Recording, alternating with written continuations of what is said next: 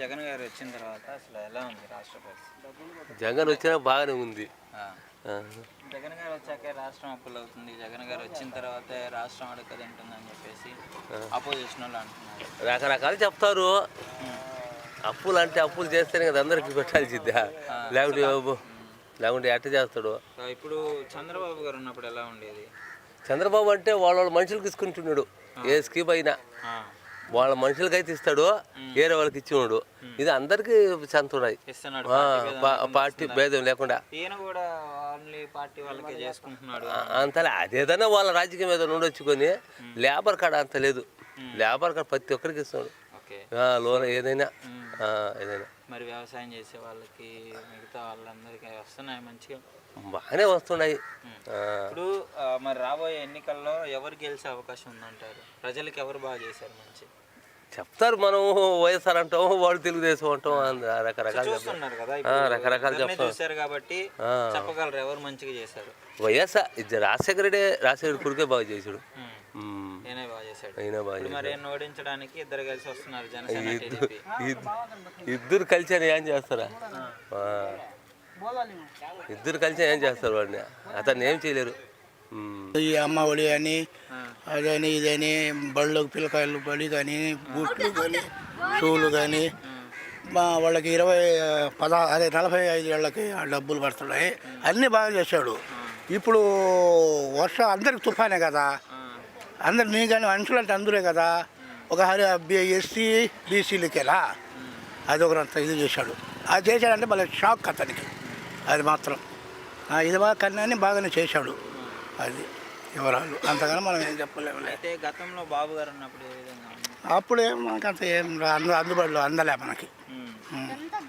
ఇప్పుడు ఒక రకంగా అందరికీ అంతా పెద్ద పెద్ద మహారాజులు కోటీసులకు అందకున్నా మన బోటి బీదా సాదాకి ఇది కానీ ఇది పింఛన్లు కానీ అవి కానీ అన్నీ బాగానే అందుబాటులో వచ్చినాయి, పర్వాలేదు. ఇది ఒకటే తుఫాన్లకు కానీ ఇది అందరూ ఒకటే కదా. ఇంకోటి కరెంటు వాళ్ళకేనా? అందరూ బీదోళ్ళు ముస్లింలో ఉండరు, అందరిలో ఉండరు, అన్ని కులాల్లో మతాల్లో ఉండరు, బీదా సాదా. ఒక ఎస్టీనా కరెంటు? అది మాత్రం మా జగన్ మహా తప్పు. ఇది మాత్రం అన్ని కరెక్టే బాగుండదు. ఇప్పుడు చెప్పండి, గెలిచే అవకాశం ఎవరికి ఉందంటారు? అది మన జబ్బులు గెలుస్తాడు మా జగనే, అంతేనా? అంతే. ఇద్దరు కలిసి వచ్చి పార్టీలు పొత్తులు పెట్టుకుంటున్నాయి కదా, వాళ్ళు పట్టుకున్నా మనమేమో జగనే అన్ని పథకాలు ఇచ్చాడు కాబట్టి జగన్. సార్ ఎలా ఉంది సార్ జగన్ గారు వచ్చిన తర్వాత? అంటే ముఖ్యంగా మీ గ్రామానికి ఏ విధంగా అనిపిస్తుంది? ఆయన ఏ విధంగా చేశాడు? డెవలప్మెంట్ కావచ్చు, సంక్షేమం కావచ్చు, ఇవన్నీ. డెవలప్మెంట్ సంక్షేమం అంటే ఆయన చెప్పిన పథకాలలో ప్రతి పథకం 100% ప్రజల్లోకి వెళ్ళి ఉన్నది, ప్రజల్లో ఉంది. కానీ సంక్షేమ పథకాలు A to Z ఇచ్చాడు. కానీ అభివృద్ధి అనేది ఈ పంచాయతీ ద్వారా కొద్దిగా తక్కువ ఉన్నా, మళ్ళా మామూలు గవర్నమెంట్ ద్వారా అనేక విధంగా జలజీవన్ ద్వారా ఈ ఓవర్ ట్యాంకులు, ఈ మన సచివాలయాలు, ఆర్బీకేలు, మామూలు మిల్క్ సెంటర్లు, ఈ మన హాస్పిటల్స్, ఇవన్నీ కూడా ప్రతి సచివాలయానికి A to Z లక్షల్లో ఒక్కొక్క దానికి లక్షల రూపాయలు ఇచ్చి ప్రతి ఒక్కరూ ఆ మండలానికి వెళ్ళకుండా, ఆ గ్రామాల నుంచి వెళ్ళకుండా అదే సచివాలయంకి వెళ్ళి ప్రతి ఒక్కరికి దగ్గరగా అనువుగా ఉండేట్టుగా ప్రతి దగ్గర మంచి బిల్డింగ్లు కట్టి చేస్తారు. రీసెంట్ టైమ్స్లో జగన్ గారికి ఆపోజిట్గా సోషల్ మీడియాలో కావచ్చు, బయట కావచ్చు, ఆ నెగిటివ్గా స్ప్రెడ్ చేయడం జరుగుతుంది. అంటే ఆయన రౌడీజం చేస్తున్నాడని, గూండాలని, పథకాల పేరుతో ప్రజలను మోసం చేసి డబ్బులు దోచుకుంటున్నాడని చెప్పేసి ఇట్లాంటి కామెంట్స్ వస్తున్నాయి. అది మామూలే. ఎవరైనా పెరుగుదల ఉండేవాడికి మామూలుగా వ్యతిరేక వర్గం అనేది కావాలని చెప్పేదే. ఇక్కడ రాజకీయాలు అతీతంగా, మతాల అతీతంగా, పార్టీలు అతీతంగా చేసింది ఏకైక నాయకుడు జగన్ ఒక్కడే. అంతకు మించి నేను ఇంతవరకు చూడలేదు, మాకు తెలిసినంతవరకు. గతంలో చంద్రబాబు గారు కూడా నేను ఇంతకంటే బాగా చేశాను, డెవలప్ చేశాను ఇట్లా అని చెప్తున్నారు కదా. మాకు చంద్రబాబు నాయుడు హయాంలో 5 సంవత్సరాల గవర్నమెంట్లో నా పంచాయతీలైతే ఓన్లీ టీడీపీ తప్ప ఏరే పార్టీకి ఒక్క ఫంక్షన్ రానిలేదు, ఒక్క వర్క్ కూడా ఒక్క ఇంటి దగ్గర కూడా ఎవరికి పనిచేసిన పార్టీ వరకే వాళ్ళ పార్టీ వరకే ప్రతి ఫంక్షన్ ప్రతి విషయంలో మా వాళ్ళకైతే అవతల పార్టీకి ఎటు ఒక్కరికి కూడా లేదు. మా ఈ జగన్ గారి ప్రభుత్వంలో పార్టీలు అతీతంగా ఏ పార్టీ లేదు, ఏ మతం లేదు, ప్రతి ఒక్కరు అర్హులైన ప్రతి ఒక్కరికి పార్టీలు అతీతంగా ప్రతి ఒక్కరికి ఫంక్షన్ కాదు, ప్రతి ఒక్క పథకం ఏది కూడా లేదు. ప్రతి ఎలిజిబుల్ ఉన్న వాళ్ళకి ఎవరికి కూడా ఆపింది లేదు. మీరు ఎక్కడైనా ఎవరినైనా అడగండి, నాకు ఈ అర్హత ఉండి నాకు రాలేదన్న వాళ్ళు ఒక్కరు కూడా లేరు. ఇంకేదన్నా సంథింగ్ ఏదన్నా మిస్టేక్లు ఉంటే దాన్ని ఏం చేయలేము మనం. సార్ ఇప్పుడు అలాగే ఇప్పుడు పవన్ కళ్యాణ్ గారు ముఖ్యంగా ఆయన కలవడం వల్ల ఎలా ఉండబోతుంది అంటారు రాబోయే ఎలక్షన్?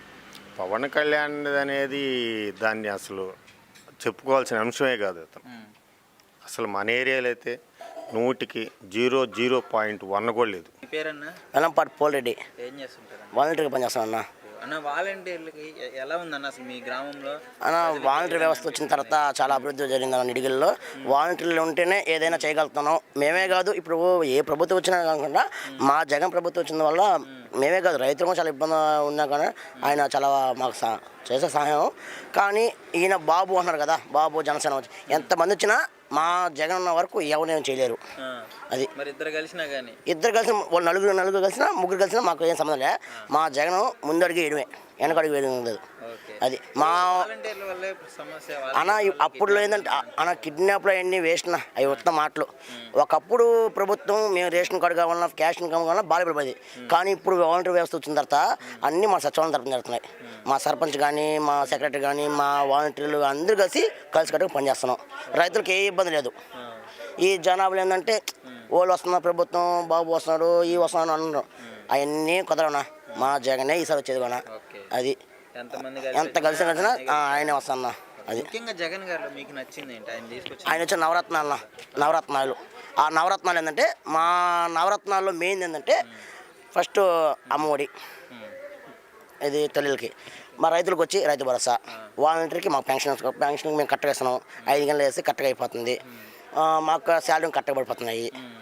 ప్రతి మీటింగ్కి మీరు వాలంటీర్లు కదన్నా, మీకు జెన్యున్గా చెప్పండి, ఒక పార్టీకి సంబంధించి ఇస్తున్నారా లేదంటే మేము అందరూ మేము పార్టీ తరఫున మా జగన్మోహన్ ఏం చెప్పాడు, పార్టీ చూడట్లే మేము కులం మాత్రం ఏం చూడట్లే, అందరూ ఒకటే కావాలి మాకు. అది మాకు చెప్పిన మా జగన్మోహన్ అన్న ఏం చెప్పారంటే అందరూ కావాలి మాకు. అది ఓకే. సో అలానే అందుతుంది. ఓకే. సో 175 స్థానాలలో మరి ఎన్ని రావుతారన్నా? 175 అన్న కన్ఫామ్ అన్న, పక్కా. మీ పేరండి? నా పేరు శంకరయ్య. శంకరయ్య గారు ఏం చేస్తుంటారు మీరు? వ్యవసాయం చేసుకుంటారు. ఓకే, వ్యవసాయం చేస్తుంటారు. మరి ఎలా ఉందండి వ్యవసాయదారులందరికీ ఇప్పుడు జగన్ గారు వచ్చిన తర్వాత? బాగానే ఉంది. బాగానే ఉందా? ఓకే. మీకు పథకాలు కానీ మీ ఊర్లో మీ గ్రామంలో ఇవన్నీ వస్తున్నాయి పథకాలు? ఆయన చెప్పిన పథకాలన్నీ వస్తున్నాయి. చెప్పిన పథకాలన్నీ వస్తున్నాయి. సో మీరు మరి మంచిగా అనిపిస్తుందా ఈ ప్రభుత్వం మీకు? మంచిగానే కనబడుతుంది. బాగానే ఉంది. గతంలో ఎలా ఉండేది? గతంలో 10 ఏళ్ళ 20 ఏళ్ళ నుంచి జగన్ వచ్చిన టైం నుంచి ఆ ప్రభుత్వమే మారలా. ఇంకా ఆ ప్రభుత్వంలో మనకు తెలియదు. అది మన ఇప్పుడు ఈ పథకాలు ఉన్నాయి కదా, జగన్ గారు ఇస్తున్నారు, అమ్మఒడి అని, రైతు భరోసా అని, అన్నీ చెందుతాయి. ఇవన్నీ కొంచెం అంటే పథకాలు అవసరమైన దానికంటే ఎక్కువగా ఇచ్చి ప్రజలను సోమరిపోతం చేస్తున్నాడు అని అంటున్నారు అపోజిషన్ వాళ్ళు. మీకేమనిపిస్తుంది? మాకేం బాగానే చేస్తున్నాడు ఆయన. చూస్తే దీన్ని మేము అబద్ధం చెప్పాలి. ఆపోజిట్ వాళ్ళు మేము కూడా అవసరం వాళ్ళు కూడా అడిగేది అదే అభిమానంతో. వాళ్ళేమో మంచివాళ్ళే, జగన్ మంచోడే, చంద్రబాబు నాయుడు మంచోడే. మధ్యలో వాళ్ళు ఆడ పంపించినట్టువి సక్రంగా పేదవాళ్ళకి అందేటివిలే. అయితే ఇప్పుడు ఏమైతుందంటే పవన్ కళ్యాణ్ గారు చంద్రబాబు గారు ఇద్దరు వస్తారుగా, మరి ఇద్దరు ఒకటైపోయారు. అవును, మరి ఇద్దరు ఒకటై వాళ్ళ బలం పెరిగిద్ది కదా. జగన్ గారు ఒక్కడే కదా. వాళ్ళు ఎంతమంది వాళ్ళు కలుసుకొని మేము వేసేది జగన్కి మారేది ఉండదు.